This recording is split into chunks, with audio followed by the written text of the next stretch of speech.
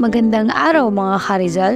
Ngayon ay ating pag-uusapan ang Noli Me Tangere na isinulat ni Dr. Jose Rizal. Dumako tayo sa Kabanata 11, Mga Hari-harian.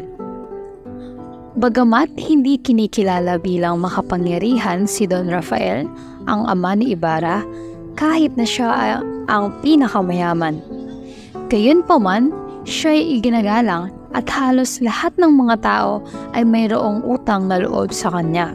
Sa kabila ng kanyang kabutihang loob, siya ay pinagkaitan ng tulong at walang kapanig.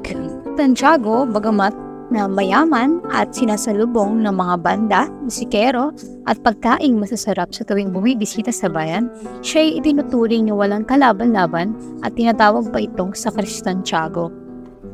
Ang kapitan ng bayan ay hindi rin kasama sa mga tinatawag na kasike o mga makapangyarihan.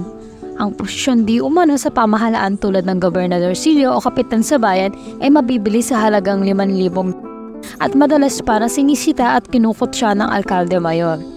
Ang San Diego ay parang Roma at Italia sa matinding hidwaan sa kapangyarihan na namumuno sa bayan.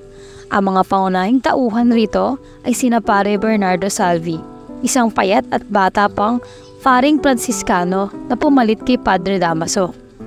Magkaiba sila ni Padre Damaso sa katawan. Magiliw si Padre Salvi at maingat sa kanyang trabaho.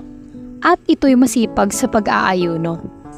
Sa kabilang banda, ang Alpares at ang kanyang asawang si Doña Consolacion, isang Pilipina na paborito ang paggamit ng make-up. Ang Alpares ay ang pinuno ng mga Guardia Sibil. Kung tatanungin kung sino ba talaga ang makapangyarihan sa bayan ng San Diego, ito ay walang iba kundi ang kura paroko sa simbahan at ang Alpares na siyang puno ng mga Guardia Sibil. Sa kabila ng hidwaan ng Alpares at Padre Salve, kapag sila ay nagtatagpo, napagpapakunwari silang magkaibigan sa harap ng iba. Sila ay nagbabati-batian sa harap ng maraming tao, ngunit sa likod ng kanilang mga maskera, sila ay may mga plano para makaganti sa isa't isa.